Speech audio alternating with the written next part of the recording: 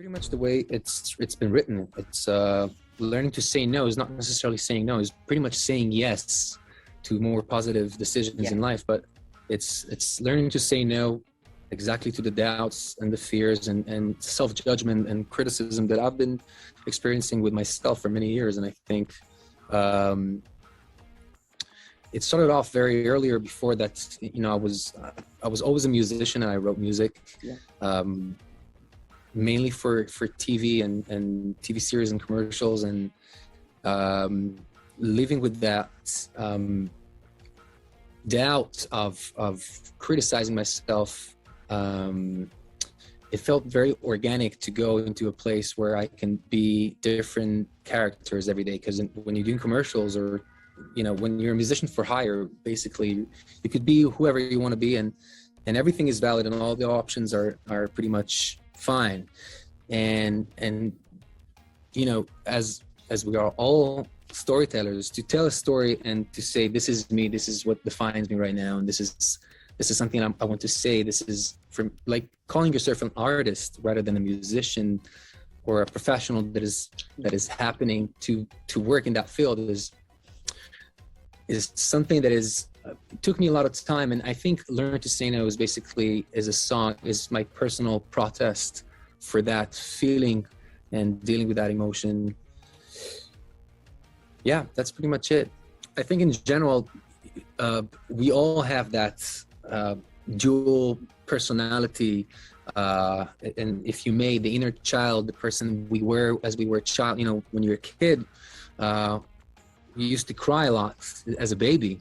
And at some point, if you've been crying and your friends see you cry, it's like, can't cry, society and life. And you grow up to be somebody that is, as an adult, you get very separated from that child.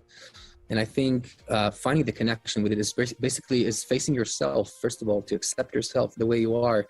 And it takes a lot of time, especially when you think of artists trying to be authentic, and when you think about the word authenticity, it starts, I think, the breaking point is where you're okay with not trying to prove anything, and truly, feel a missionary.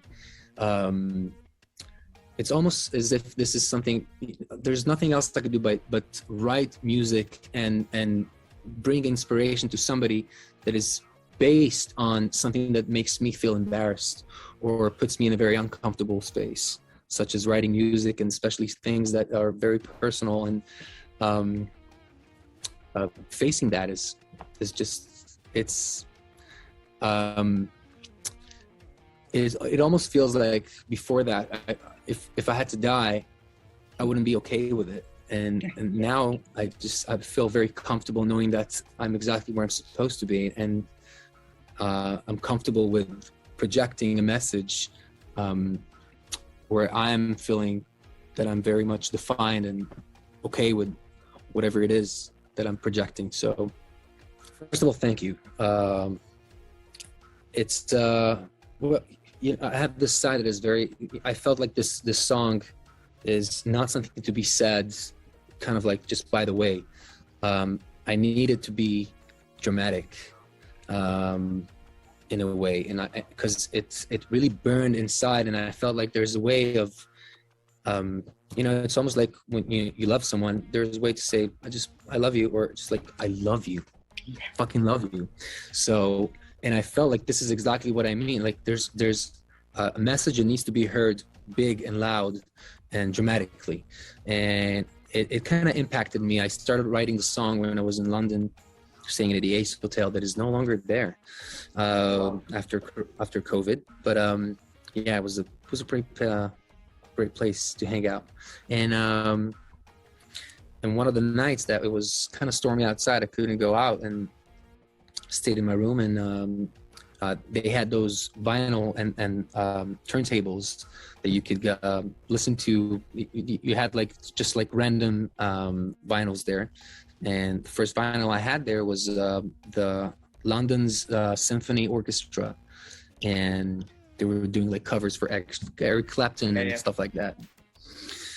So I found myself just like shutting the lights and listening to like very big orchestration and classical music, and it kind of brought me back to the basics. And I had my laptop with me, and I started just like writing the piece with MIDI in the very beginning before I got back to Israel and re-recorded everything.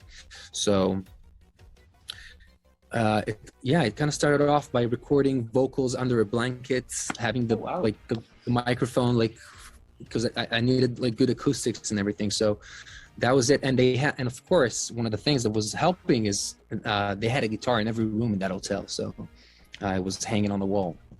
So just bringing the guitar, writing the chords, singing, and doing everything out of this blanket. And by the morning, I had something finished up, got back to Israel and recorded the song, and that was it.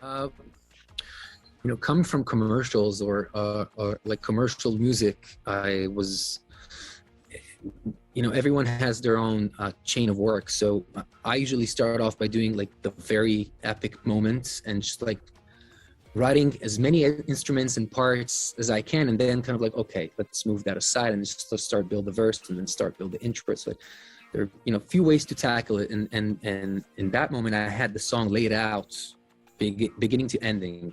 I think that later on when you strip it down, because a song needs to work when you're playing guitar or piano, just like if you're playing the song flat, it should work.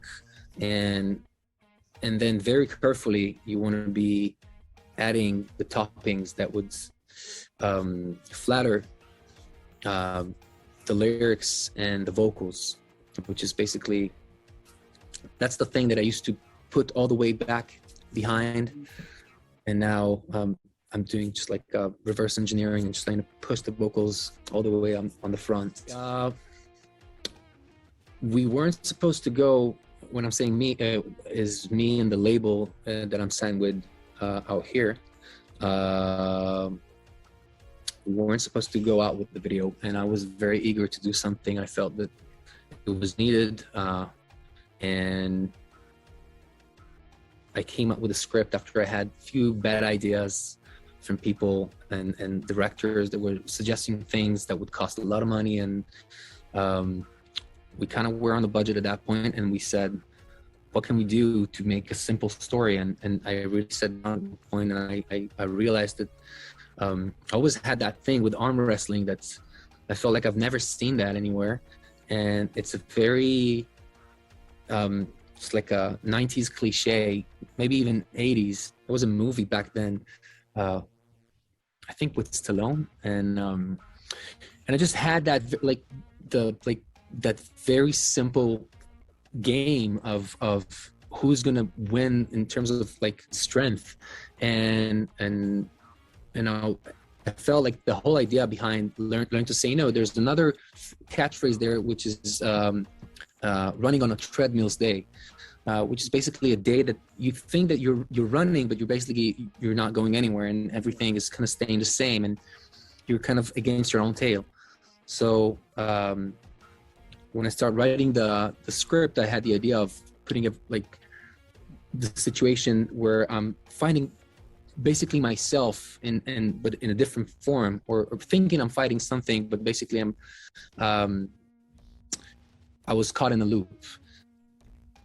And yeah, I mean, shooting that was just phenomenal, because I had to call all the favors I did for people from the industry and in the advertising back then, and we did a lot with very little, and turned out to be something that I'm very proud of. And I also co-directed it, and I brought another friend called Niv Majer. He's a great guy and very talented, and helped me during the session of recording, because I knew that I won't be able to see the camera. So, and I was like, look, if I'm acting bad, you have to be there and tell me. Like, I needed to get the right tension.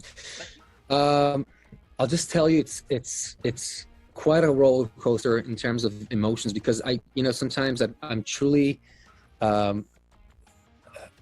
obsessed with finding the right words to say, and especially when I know that it's gonna see light at some point. And I have a lot of responsibility in my own eyes on writing a very fine message. So it's been hard and tough, and most of it is ready, and it might evolve into an LP at some point.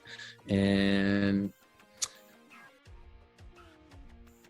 it's going to be surprising. So it's very much on the verge between singer-songwriter towards the boppy, energetic, driving force kind of beat. Okay. If that makes any sense.